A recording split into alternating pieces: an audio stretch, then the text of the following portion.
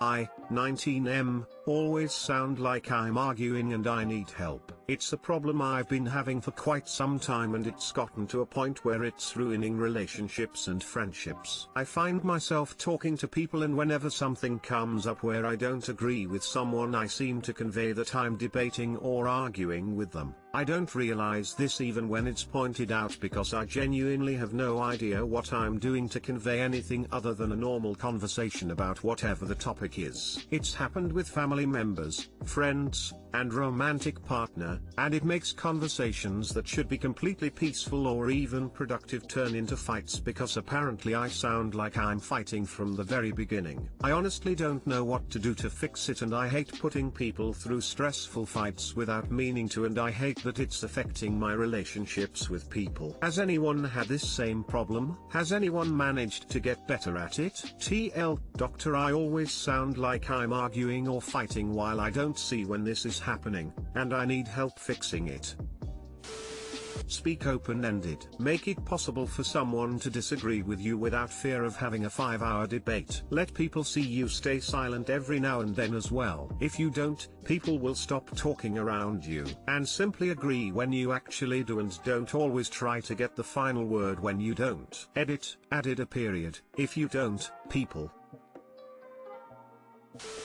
try to change your mindset when you're talking to people from being 100% on what the conversation topic is to more understanding what the person you're talking with is thinking and trying to communicate in the conversation. This may seem very abstract but it could help in developing communication skills to help you in life. For example, if someone is talking to you about something like a political view in the news, take some time to try to understand if they are asking you for your perspective or if they are making small talk or if they may be trying to bring up some discussion about the political view. It can take a while to see what conversation is a skill, not just talking and proving who is right or wrong. People who are good at it can understand your viewpoints on things without you realizing you're sharing them. People who are bad at it tend to be focused not on communicating but in the words exchanged. Conversation is not an exchange of the word commodity like exchanging money for groceries. It's a learning opportunity every time. I'm sure this may seem very ambiguous at the moment but try to think about it some as you talk to others. Not everything needs a retort. Speak with questions and leave the answer in peace or say something positive. Restating, adding more info, splitting hairs, increasing volume, talking down, being judgmental, offering other viewpoints or advice may be some of what you're doing. Wait until you're asked what do you think? And hang back until then or ask questions. It's practice.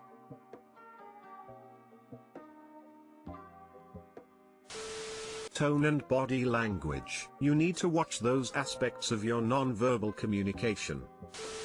Can you give some word-for-word examples? Are you giving advice when people don't want it? Do you immediately interject after they say something to say your point? Are you validating them first? Word-for-word examples are hard to give since the conversation turns into a fight over the course of maybe half an hour and then it lasts for longer. I'll only learn they thought I was fighting from the beginning after the fact. I've had people say it's because of my tone of voice, saying it sounds combative and challenging, and I'm willing to believe that. I just don't know how to solve it if I don't notice it in the first place. I've had other people say I sound like that because I explain too much, stating that if it isn't a debate, why repeat it in several ways and feel the need to justify what you're saying by talking about it a lot.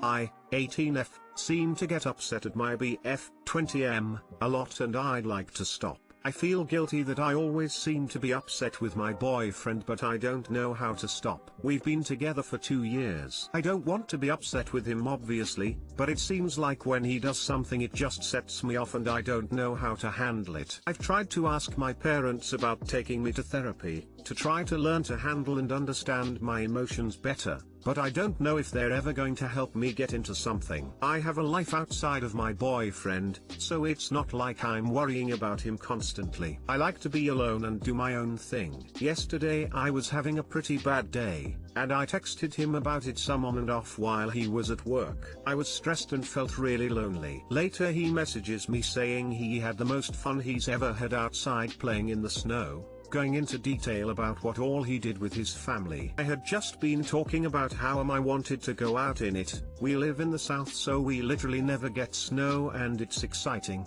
and felt disappointed that I didn't have anyone to go do anything with.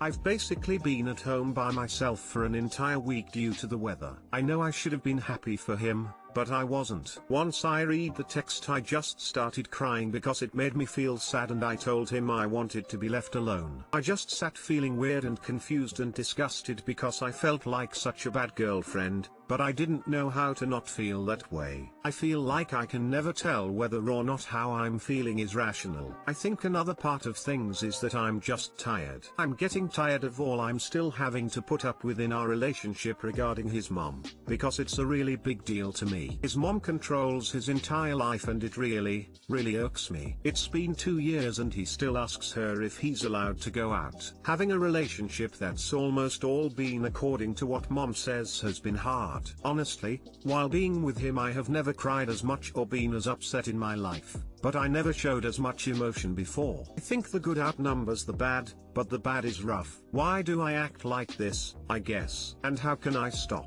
Would getting into some kind of therapy or counseling help this? I really want to be better for myself and him. I'm not proud of how I act. TL, Doctor, I get upset at my boyfriend a lot, but I don't know how to stop. Edit, I wasn't expecting this much feedback, but thank you to everyone who took the time to comment. Some things I realize now that I should have said. I think I've been depressed for a while now, but I don't think it's my boyfriend's fault. Not entirely, anyways. I'm overwhelmed a lot at home. Mom is more just like a generous roommate and my dad treats me like a wife and not a daughter. I'm going to try to get myself into some therapy to help myself, because I've needed it for a long time. I could probably go into a lot more detail with things I could add to this post, but I'm just gonna leave it at I'm gonna go to therapy and see how I feel about my relationship after some help for myself. Find the root cause. Work on the root cause. It's hard to tell from this story alone, but it seems you never really told him that what he said made you feel bad. You just ran away. It's not really fair to him. How often does this happen? Having said that, I don't know your boyfriend and he could be a terrible person, but you're a much better judge than anyone here. Having your feelings is fine. You're not wrong for having them. However, blaming them on your BF might not be really fair to him. About the mom issue, that's another topic entirely. Lol. What kind of birth control are you on? I ask not to be creepy, but estrogen-based birth control can have extremely harsh effects on hormones. Do you feel depressed? Sometimes depression can manifest itself as anger, and it can be easy to push away those closest to us. It sounds like you should be evaluated for clinical depression. It also sounds like you're a normal teenager. Remember feeling enormous ups and downs in my relationship when I was 18. Looking back, it was part lack of experience, part hormones, and part that it was just a bad and unfulfilling relationship. You're 18 now, so you need to stop waiting for your parents to get you a counselor. Book yourself an appointment and consider breaking up and discovering how to make yourself whole and happy without another person. That's my advice as a woman pushing 40 who didn't figure out who I was outside of a relationship until I was 30. Don't waste these precious years on a bad relationship. There is way better waiting for you, but you won't be able to fully appreciate it until you get to know yourself better. Figurine Fumble. Hi, looking for some advice. I, F24, bought some figurines for my M26 brother for his birthday. They are from his favorite video game series. They are pretty rare and expensive enough to get now, so I was really pleased to get a decent looking set for a great price. Fast forward to today, I was on the phone to him and happened to be talking to him about figurines. He said to me that he hates some of the older figurines for game characters cause they don't look great. I haven't given him the figurines, his birthday is next week, but he made reference to the same type of ones I bought. Should I try return them? I bought them from a seller on eBay, so I don't know if I should or can, considering. Or should I give them to him now, and see if he does like them? TL, Doctor bought a gift, not sure if bro will like it after a comment he made. I would get something else too, but give him the figurines cause sometimes the pictures look bad but in real life they look great. It's happened to me before.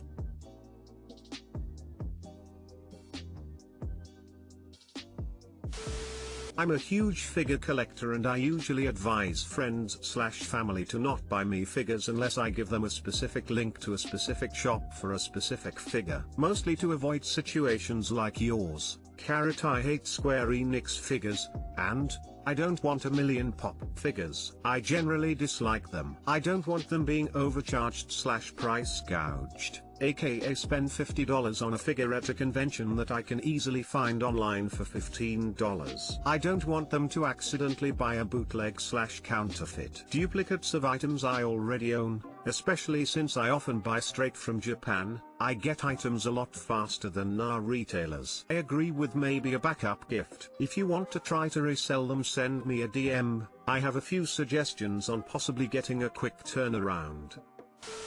If it were me, I'd get a cheap token backup gift. I'd still give him the figurines but preface it when giving it to him. So funny story. I searched hard for these. And then last week you mentioned you didn't like them. Oopsie. I'm totally cool if I return them if you don't want to keep them, and take it from there. Shouldn't matter to him. You went above and beyond to find something meaningful.